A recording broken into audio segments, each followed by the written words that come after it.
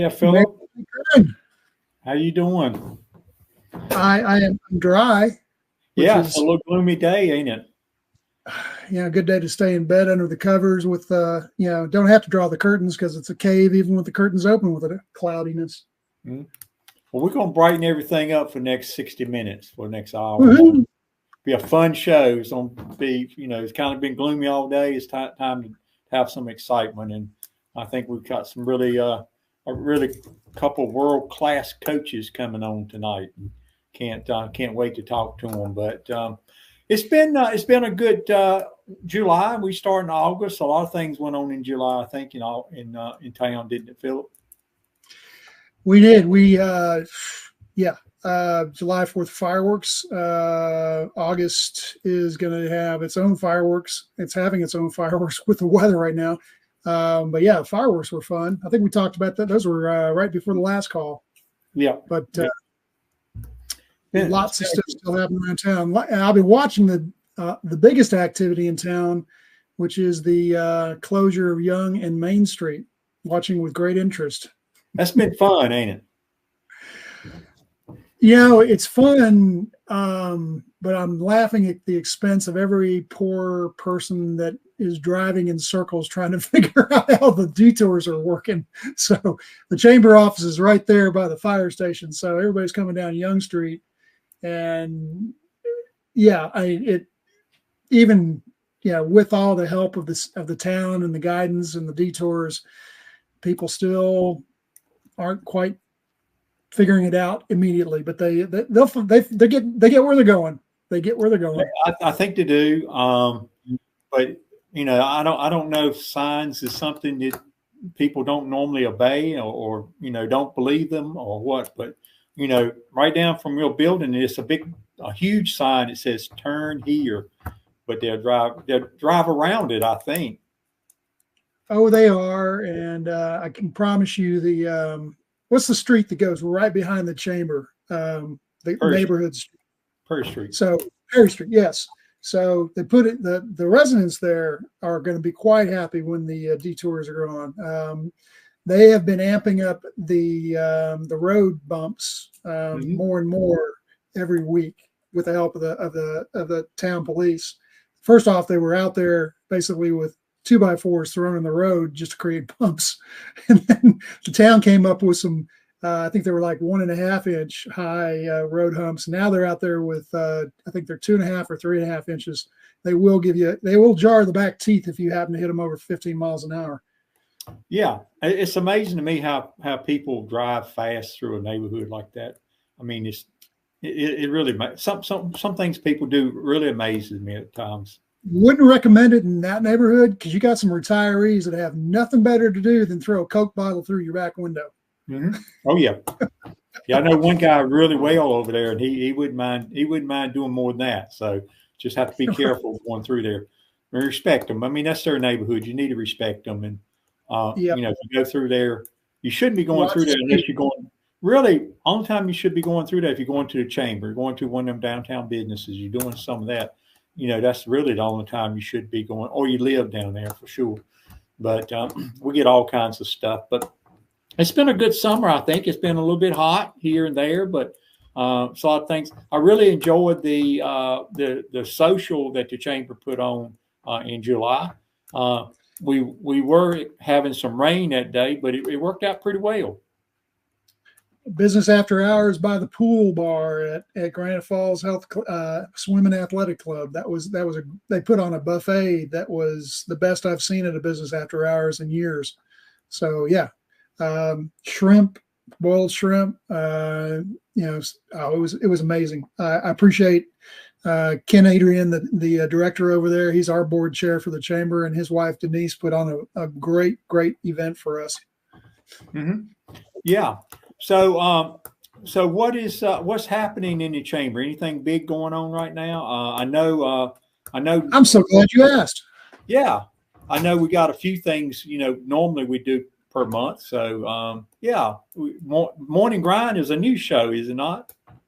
We we've done coffees in the past. We just came up with a new name for it called the Morning Grind. Thank you. I think it was one of our directors that came up with the name of that. But yeah, it's a monthly Tuesday morning coffee, usually the second Tuesday of the month. This month coming up, it's going to be Gwen Bailey, Bailey Insurance Group sponsoring. We'll have it at the Chamber. If you want to sponsor one and you're a member of the Chamber, love to have you do that. You can do it at your business.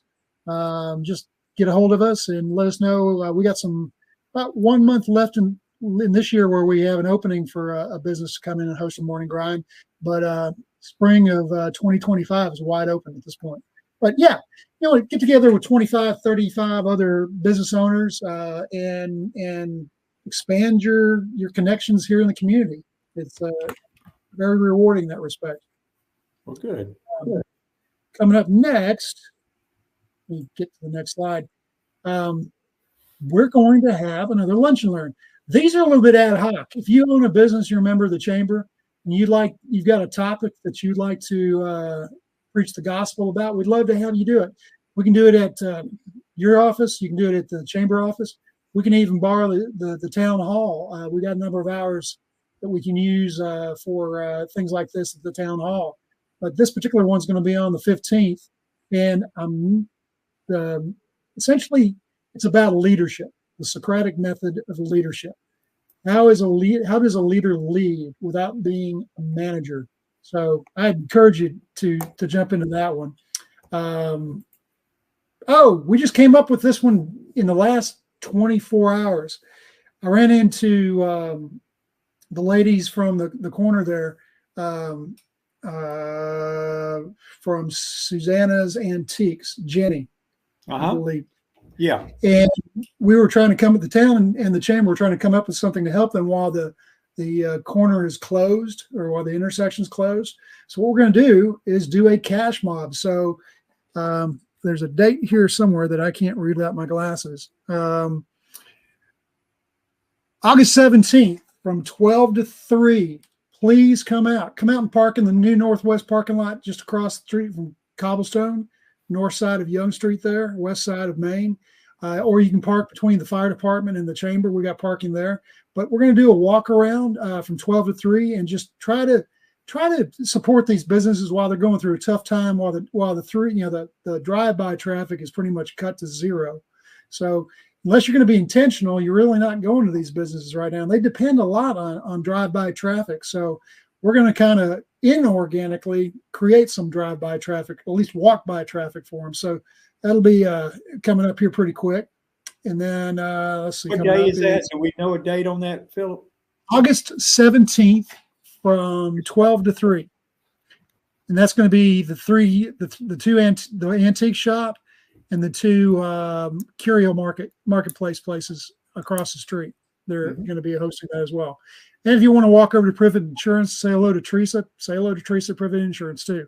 I'm sure you wouldn't mind seeing it as well. But really, it's to get some retail business going over there. Coming up, the town is putting on a Golden Years Expo, August 21st from 10 to 1. It's going to be at the Rolesville Community Center right over there by Town Hall. So, or in Town Hall. So please come out for that. Tell your parents about it. Tell your grandparents about it. I've been to these before when I was in a business supporting seniors. And it's really a great way to network with other businesses that are focused on seniors. If you're in that business, but also a great way to find some new customers who are seniors. Yeah, and then I think the Senior Network is hosting that too, and they do a really fine job of all the events that they do. If Senior Network is involved with it, they do a really good job. That they do, and we're happy to have them do that as well. Next up on August 22nd is our next business after hours.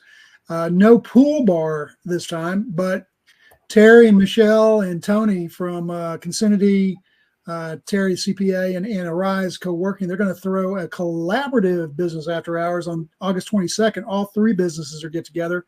It's going to be in the parking lot right beside Arise. So the address is 300 Southtown Circle there. But yeah, come on out 5 to 7 p.m. Again, it's a great, we want members and we want guests. Come on out. meet some of the other business owners, and not just from Rolesville, from other business owners from outside the area that are now coming to Rolesville to serve the businesses and the residents of Rolesville with their particular services. So that would be a fun one as well. And then a keystone event for the town is coming back. We haven't done barbecue and bands since before COVID. The Chamber's bringing it back with the town, September 28th, Saturday, from noon to 6 p.m. We are going to host barbecue and bands. It's going to be in the park, in town park, right behind the back end of the park, behind Sanford Elementary. Like I said, noon to 6.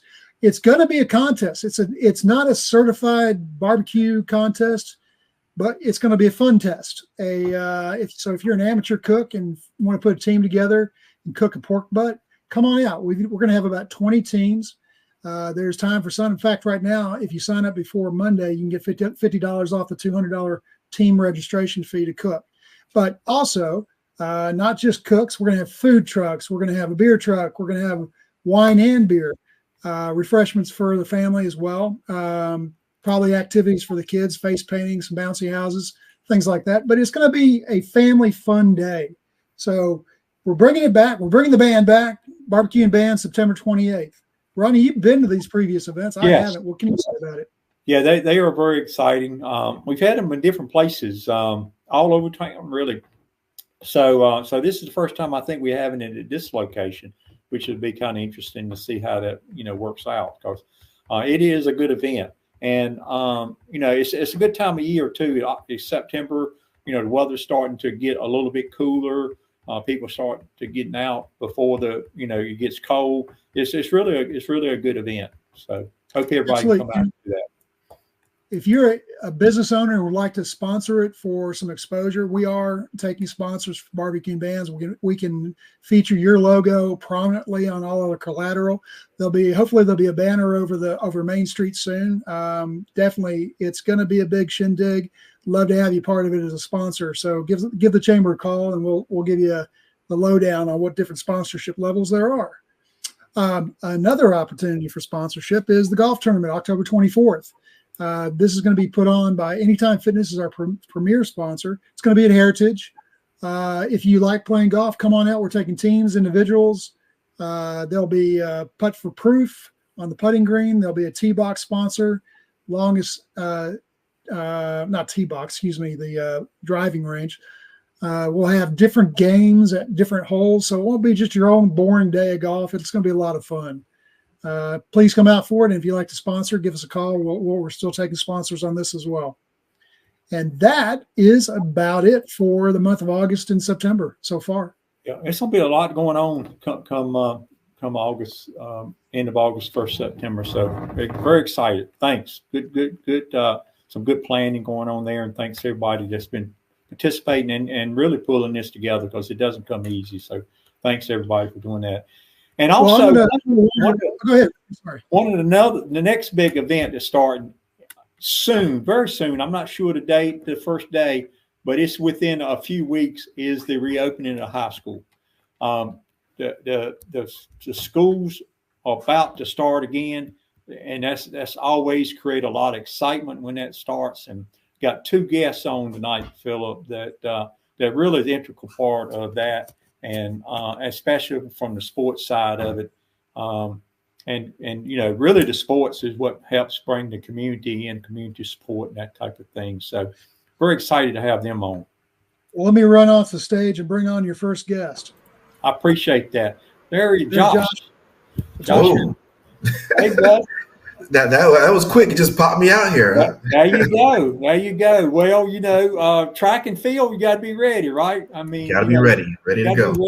Got to be ready. And just very excited to have you on tonight, Josh. I think this is the first time, you've been on the show.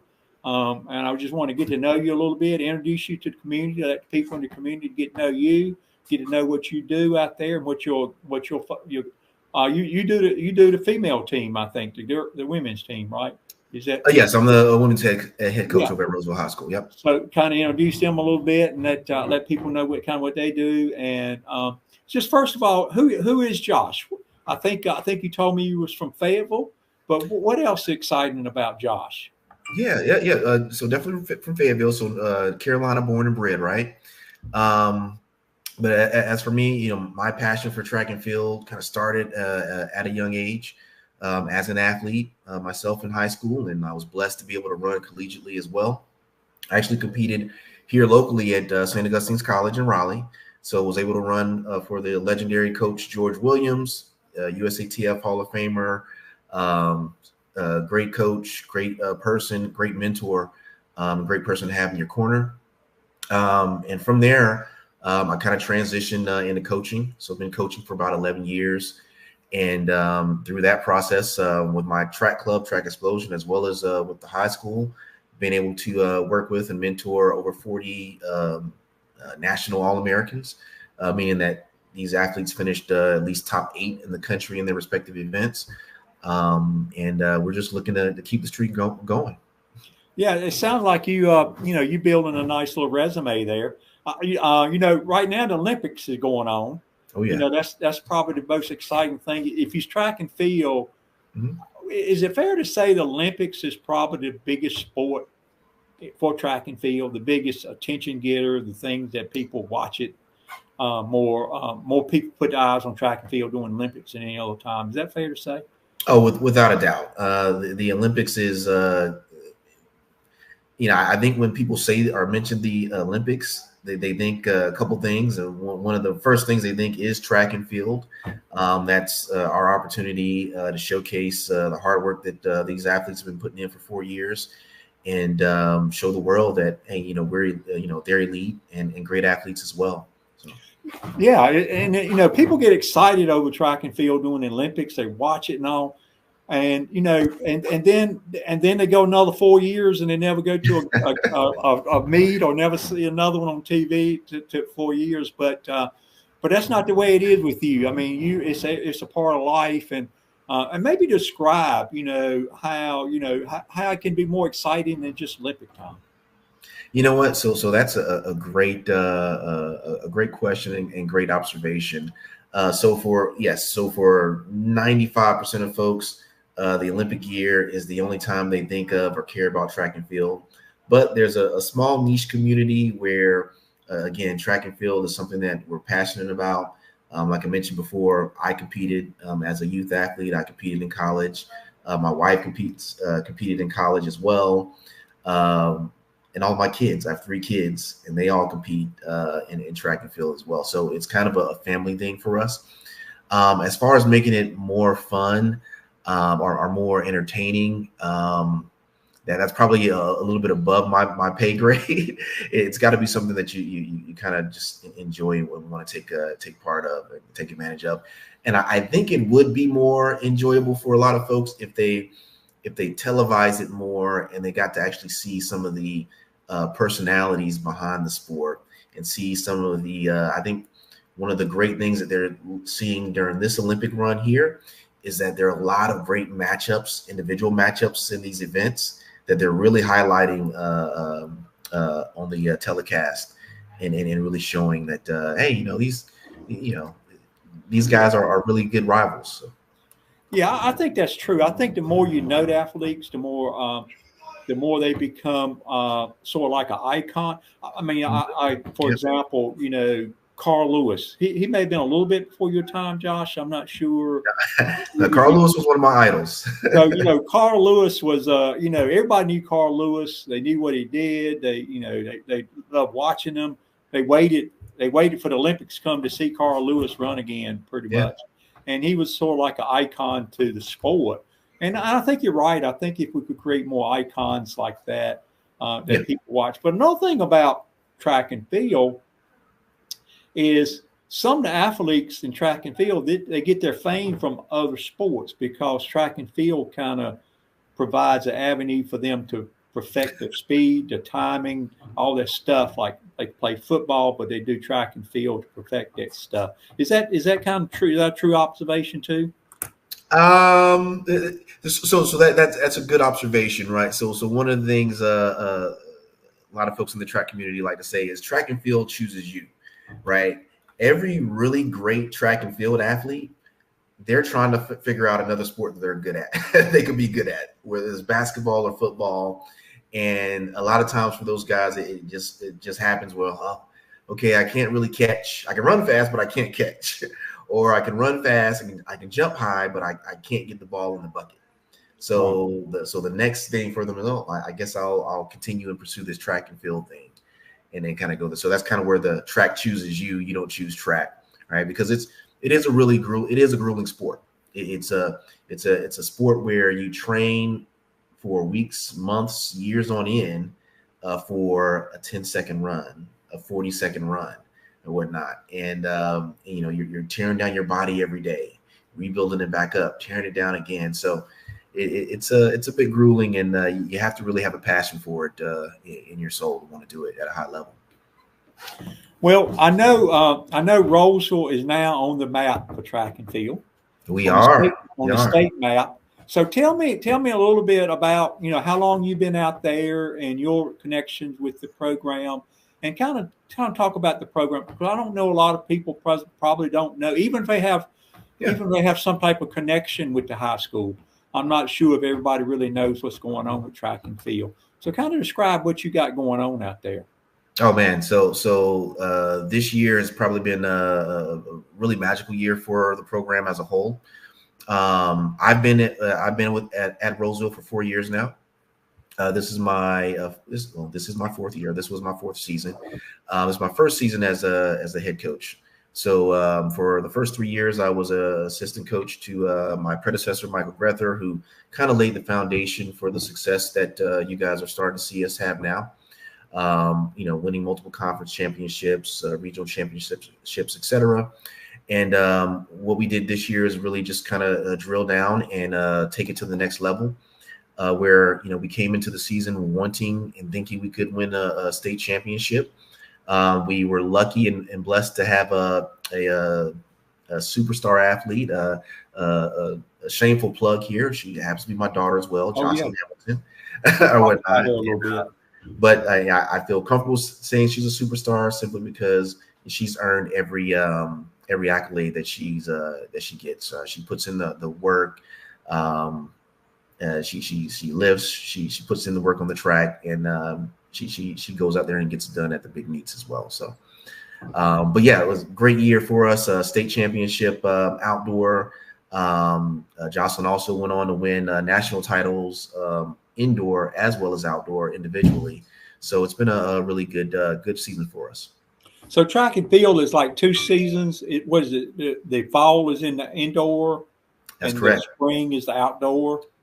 Yeah, that's perfect. So yes. So it's broken up into 2 seasons. So we have an indoor season that starts in the winter. Obviously, it's super cold. So we want to race, we want to compete, but it's all done indoors. Occasionally, we'll have what we call polar bear meets here in North Carolina, where we'll have meets outside and not so hospitable weather. But most of the races indoor during indoor track season are done at an indoor track facility.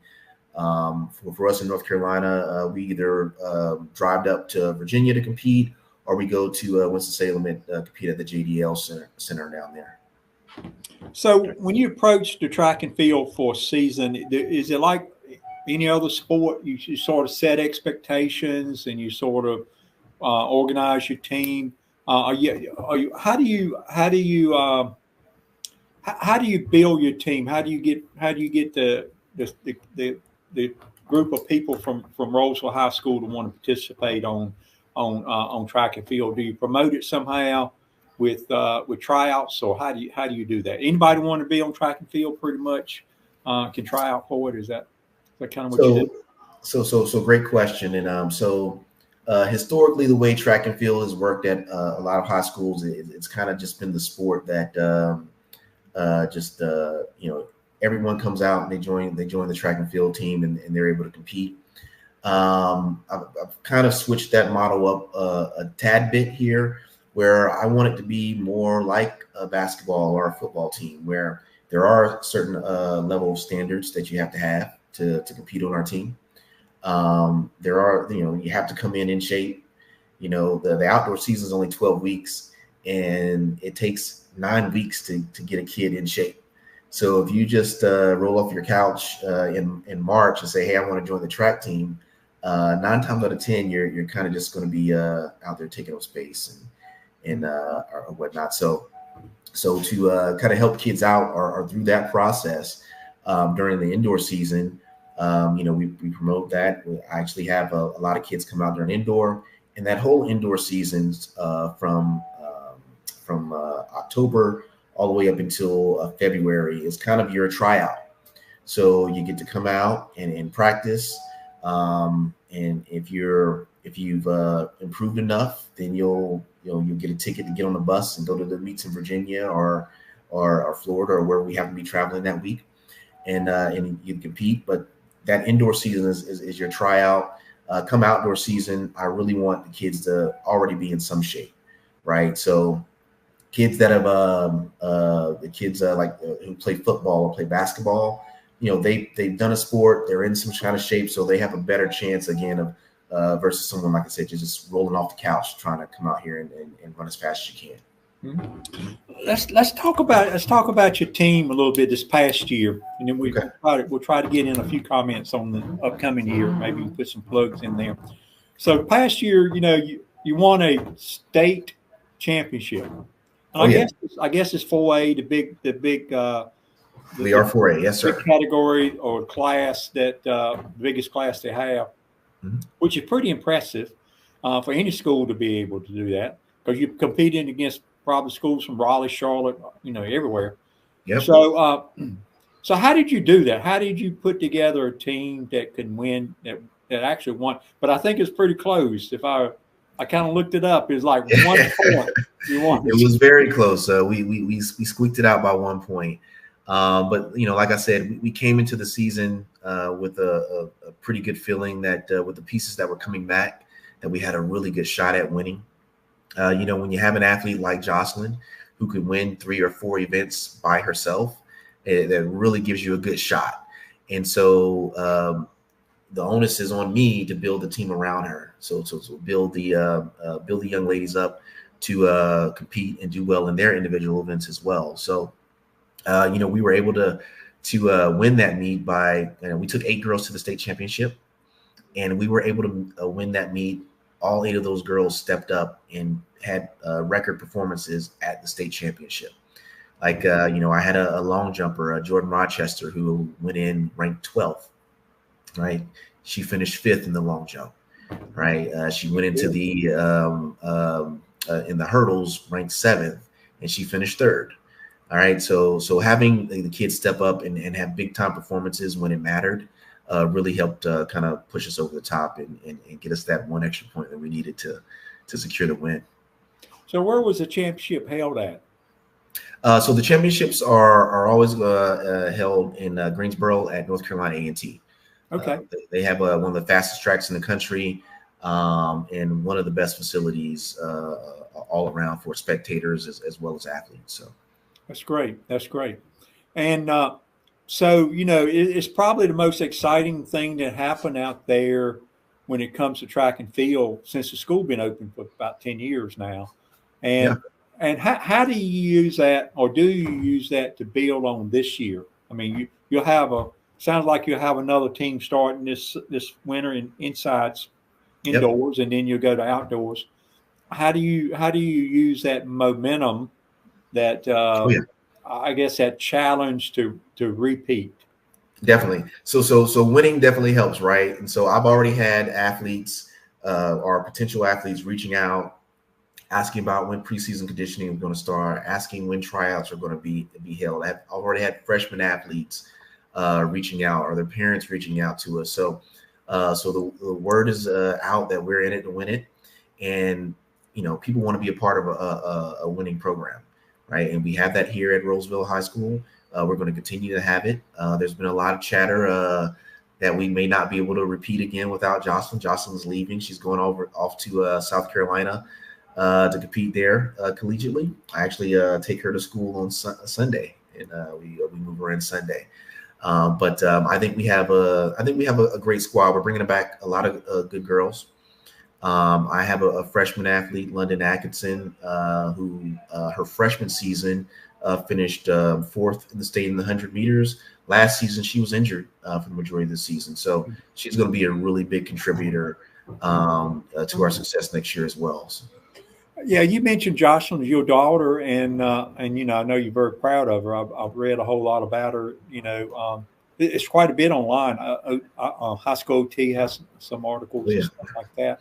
So she's done really well. So and you said she's going to South Carolina, participating in the track program down there on the scholarship. So if she's doing that, if she's successful, does that help your program too? Does that have an alumni from the school? Oh yeah, that's doing good in collegiate level, doing that. And just as another plug, what do you expect her to do in collegiate level? What are you going to challenge? What are you going to demand her to do? Let's just use those demands.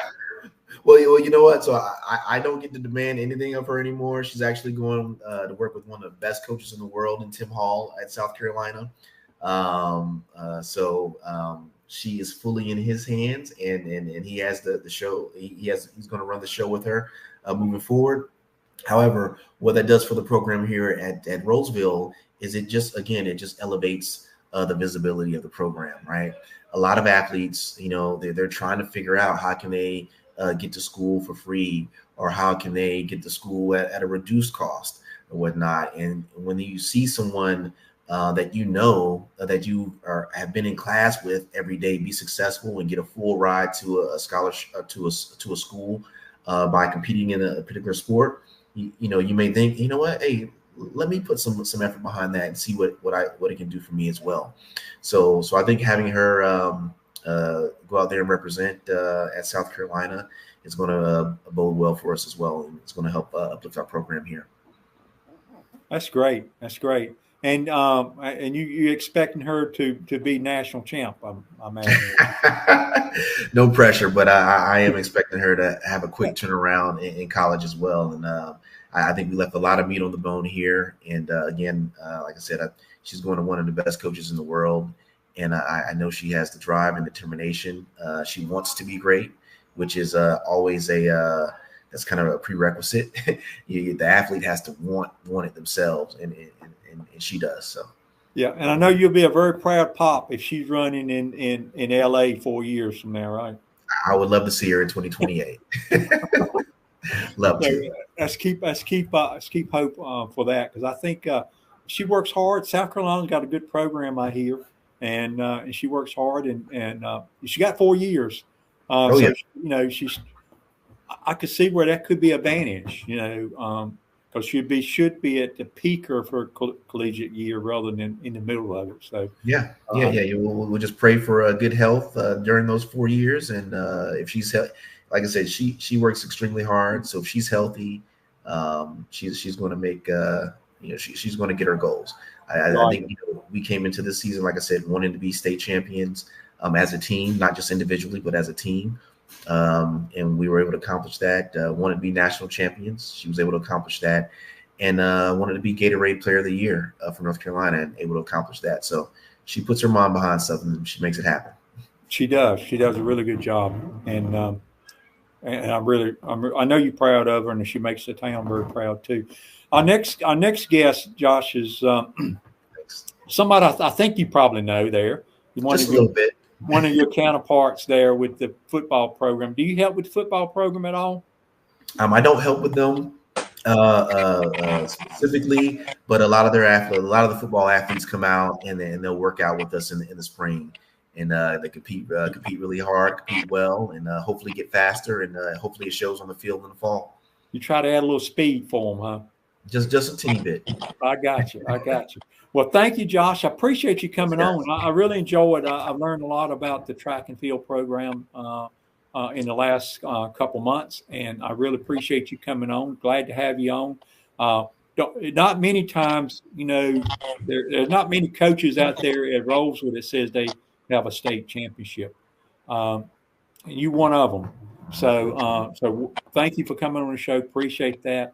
It took a lot of hard work to get that, and thank you a lot for that. I appreciate it, Mr. Mayor. Thanks. And Coach Rack. My man. Let's see. All right, Coach. How you doing tonight? Good. How you doing, man? I'm doing good. Now I was just talking to Josh, and I think I took it from him. His season doesn't start to kind of when it gets cold this winter, so you got some time to lay back and on his couch. But you don't have no time, do you? You're starting off. You're starting off this weekend, just about. Yeah. But I think a lot of people. This is your second year out there, so as head coach, you've been out there longer than that.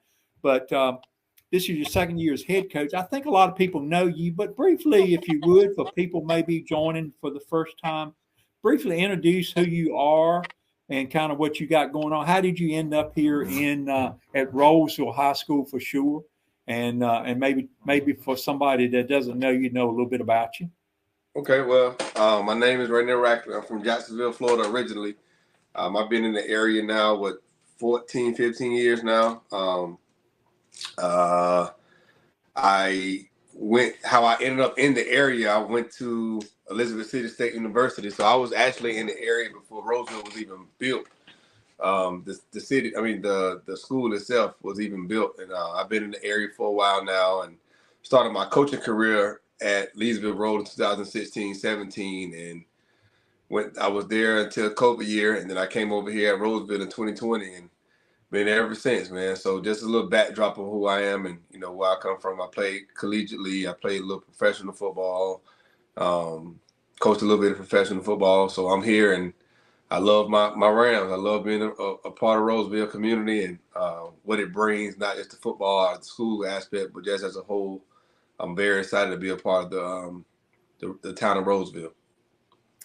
I really, you've done a great job. You've been, I think the program's been going on for maybe 10 years now, give or take a year or two there. And you've been part of it for a while now, but, last year was a really fantastic year, your first year. So how did you, how was your take on your first year as head football coach at Rolesville? Do you feel like you accomplished what you was set out to do? You feel good about last year? How did last year end up for Coach Rackley?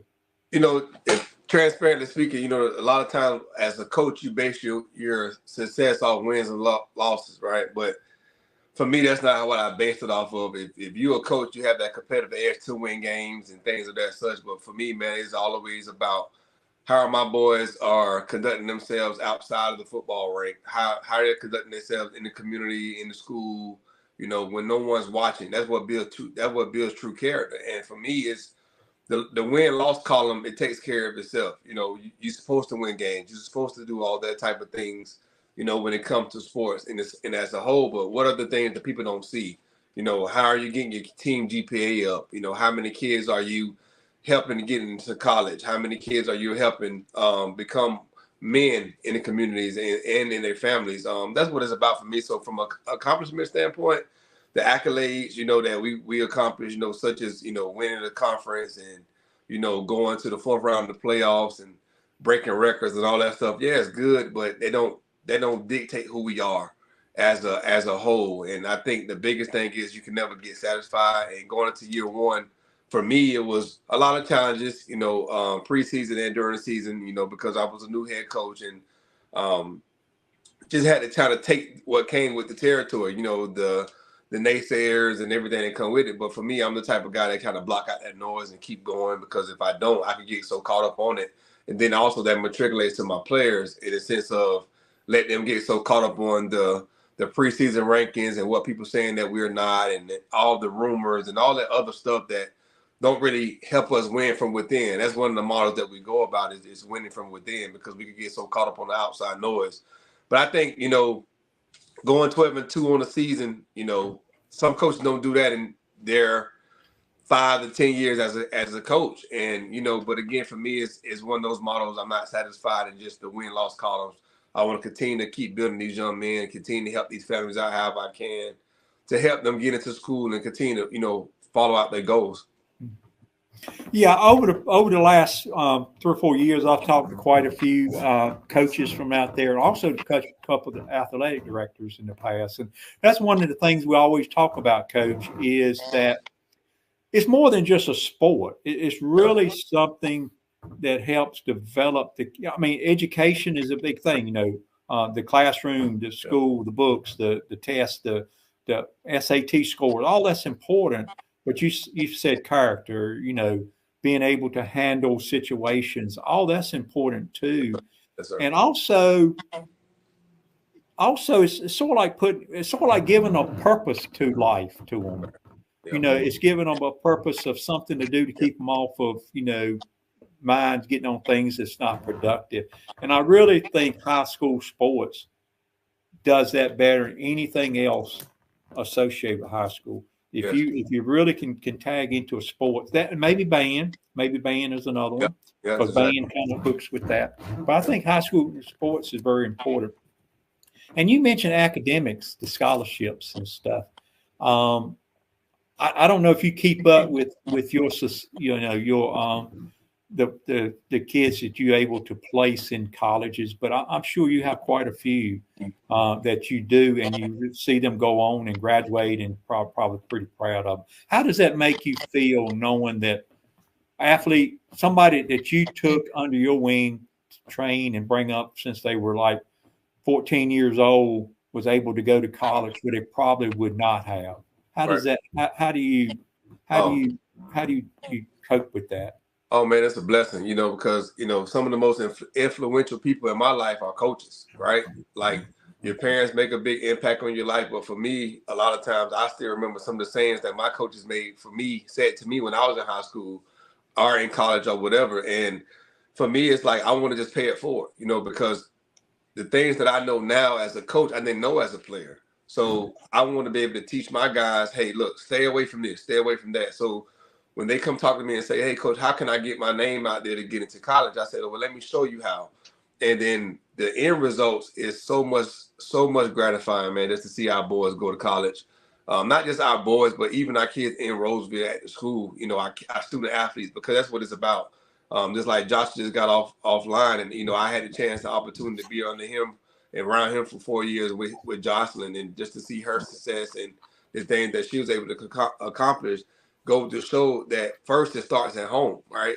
Having great parents in your corner to help, like Josh and his wife and family, people like that, it helps. So now it makes my job a little easier because they have that structure at home, have that boundaries that they already set when they was younger. So for me, when they get to me, now it's my job is to continue that, the journey. But one thing I say to my parents when they come in is, yes, this is not just a 4-year plan, meaning you're not just with me from a freshman to a senior. This is a 44-year plan.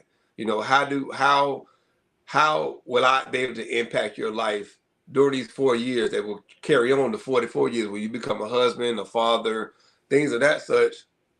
And to see our kids go to college, man, that's what it's all about. And, I've been at Rolesville for 5 years now. And even before I got there, we had the opportunity to put some great kids into school. But even last year, not having a big senior class, I was able to put, we was able to put 7 guys into college. That's a free education. You know what I mean? And that's what it's all about. Because again, we get so caught up as coaches. Oh man, we didn't score this many points. Or we didn't do this good on defense or offense. Then we forget what we are really in it for. So for me, man, it's so much of a blessing that it's so gratifying knowing that, one, the parents have a sense of relief. They can breathe and say, wow, my return on my investment is my kid going to college. And if I can be a part of that, I know winning the state championship and all that is great, but I think because now they can continue their education. That's the biggest part, is knowing that my kids can continue their education and their athletic careers. Yeah, you mentioned Jocelyn and Josh, and how she's fortunate to be from a great family like Josh, and have a great family atmosphere there. But I'm sure you got some young men that come through your program that don't have that. That don't have the background, the family backing, that kind of thing. That really probably look up to you and your fellow coaches as a role model, and maybe the only role model in their life. Maybe that that you have to be there for them to get them through difficult times because they may not have nobody else. And Yeah. and I know you'll men look up to you because I've seen them around you. I've seen how they respect you and all. So it takes a lot to be a head coach more than just calling plays or teaching them football. You have to be a role model day to day and hour to hour. Do you not, Coach Rackley? You can't miss a gap, and a lot of times I think as coaches we get tired. You know what I mean? We have our daily life, we have our families that we have to also cater to. But if you're missing that gap, just like if you're missing a gap at home as a husband, as a father, something's missing, right? So for me, I tell my coaches all the time, we have to cover our tracks from January to January, not just from August to December. Because if we have that gap, our kids seem to fall straight to certain things and certain people. And now during that idle time that we're not doing anything with them, they get in trouble, their grades start slacking, things like that. So for me, it's like I have to take in consideration, like, okay, all my kids eating every day that come home, that's in my program. How can I help them more so? I'm not with them every day. I can't go home with them. But some kids, I know they're struggling with certain things. So how can I be that pillar for them to help them out? And I think not just now as being a head coach, because like I mentioned to you a few days ago, like people don't see the behind the scenes stuff. They only see the X's and O's. They only see the scoreboard at the end of the day. They only see the highlights. So they don't see the highlights behind the scenes in the sense of, what are we doing to help our kids, get rides to school or get rides from practice or helping them with tutoring. They don't see that type of stuff because we can't just build football players. The football part is easy. Some of these kids have been doing this since they was 5 years old.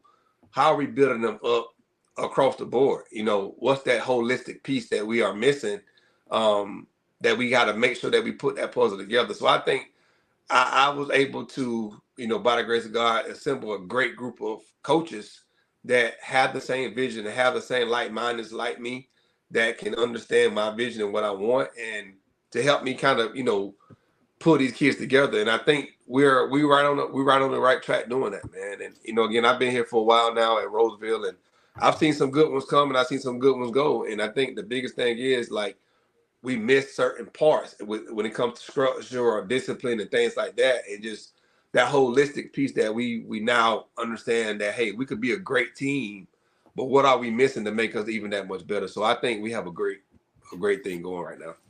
Yeah. Well, let's talk football. Okay. Everybody wants to talk football a little bit, so let's talk football. You had a good season last year. You said, what was it, 12-2 or 13-2? 12-2, yes, sir. 12-2, good season. Could have been better though, right? Could have been better. Yeah. And you bring in a lot of those kids back. Is that what I understand? A lot. I shouldn't call them kids because they're much bigger than I am. But you bring in a lot of those young men back. Yes, sir. And did they grow any from last year? And what kind of team are you looking at this year? Man, last year we was really good. We was good, and we exceeded a lot of expectations, right? This team right here is different, though, and I think in the sense of they still have that bit in their mouth. They ready to spit it out and kind of go to chopping, because they have a taste and they have a chip on their shoulder that we left a lot out there last year. Very, very young last year, very young. 18 starters coming back this year, which is unheard of for some cases. Having that many starters coming back that was very, very productive is not. It's, even on the collegiate level or even the NFL level, that's rare. Some guys leave and go to different programs or go to different schools or organizations, and you miss that piece. But the fact that we have 18 coming back, that's a good problem to have. And man, these kids haven't missed a beat from January. Seriously, like, we got in January doing off-season workouts, had our break during that period, and we came back to the spring workouts. I could count on one hand maybe 4 to 5 kids missed out of 80 plus since January. That's how you know that you have a program that's ready to get. And I say it jokingly, but it really fit his way. I feel like we just lost the Carter Gibbons yesterday. And the fact that we now in August and the season starts in 2 weeks, really Saturday is like, it's unreal, you know. But it goes back to show that these kids are really bought into what we are doing as a staff. I don't want to take the credit for myself, but as a staff, what we're trying to do, the standards is the standard. Like, if a kid don't understand what we're trying to do, I don't want to meet that standard. You can't be a part of it. We're a really tight-knit family, and the fact that we understand that we have 18 guys coming back and a few missing pieces that we need to put together that I feel like we have put together, it's on us this year. You know, again, we can't get caught up on the rankings and all that stuff. And on paper, we the best team in the state, right? On paper. But we still have to play football on Friday nights. And I think one thing me and my coaches are good at doing is we're not preparing our kids for Friday nights, right? We prepare them for Saturday mornings when they go to college. Because if you prepare your kids on the level they're at, they only go want to settle for mediocrity. They only want to settle for being great on this level. What about the level next up? And I think we're doing a great thing, man. But I'm excited. I'm excited. I bet. I'm excited, man. I'm excited. So it's here now. You know, I call it dog days of summer. You know, we've been going 7 days, almost a week for the last 2 weeks, and I mean, we're here now, man. So I'm ready. Yeah. I'm excited. Yeah, you said it looked good on paper, but I thought I saw on highschoolot.com that they have your team as number 1 in the state of North Carolina, above several of those Charlotte teams out there, all the private schools, everybody in the state high school level. Where do you go from there? How do you use that as advantage, or is that really a big target they got on your back?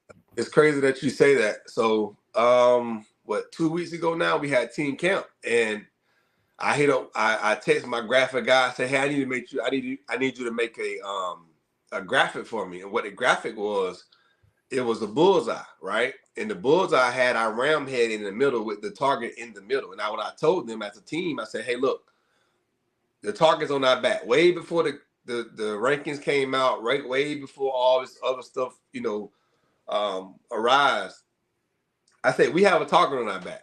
And I won't expound as to what I meant by it, but what I would say is, I told them there's a lot of people that want to knock us off. There's a lot of people that don't like us. There's a lot of people that's really hating on us in the sense of what we're doing. But the thing is, they don't see this. What I mean by that is the 5 a.m. wake ups, the 7-8 hour days when it comes down to practices. They don't see that type of stuff, but the target's on our back because they don't like us.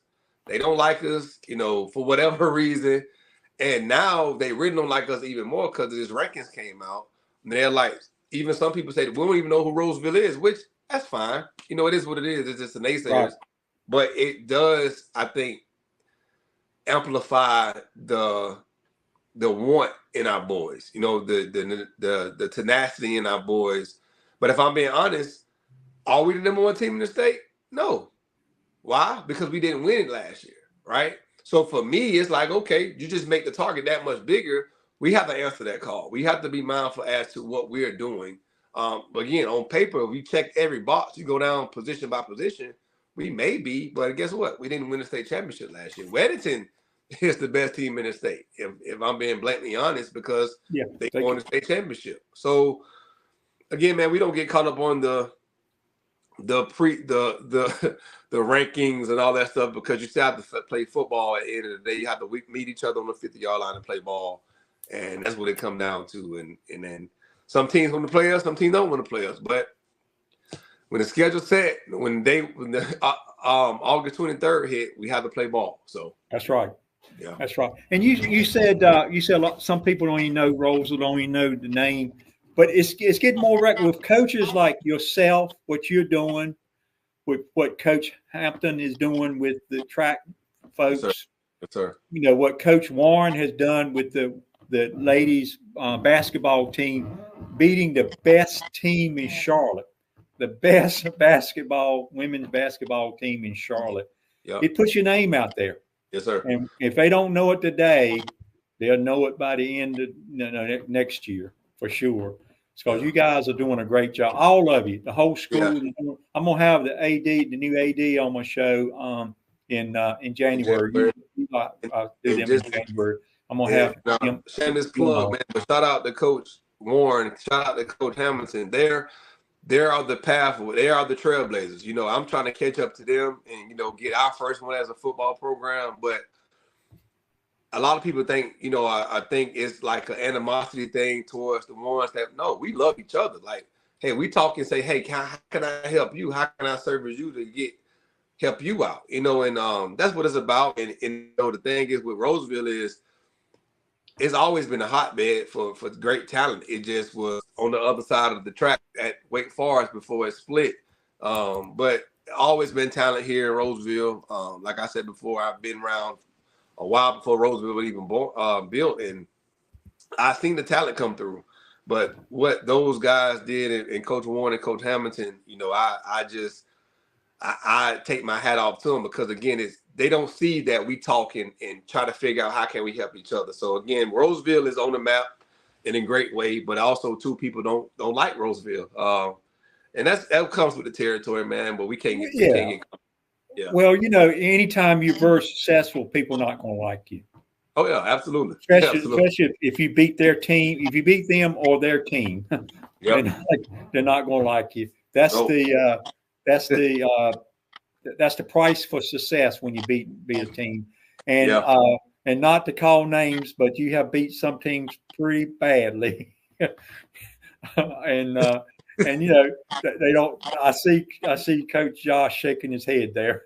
But when you get beat by a lot of points, sometimes it really keys you off. And but that's the price of success. And you know, you can't control that. So all you can do is push forward. But this has been a great show, Coach Hamilton. Appreciate having you on. Coach Rackley, appreciate having you on. I'm looking really forward to this season. I'm hoping to get Coach Warren on. Her schedule wasn't allowing her to come on this segments, but maybe in the near future. She's talking about repeat, and that's a good word to use. So I think a lot of her players is coming back too. Yeah. I think we're echoing that. So with that, any closing comments, Josh? Any closing comments, Coach Rackley?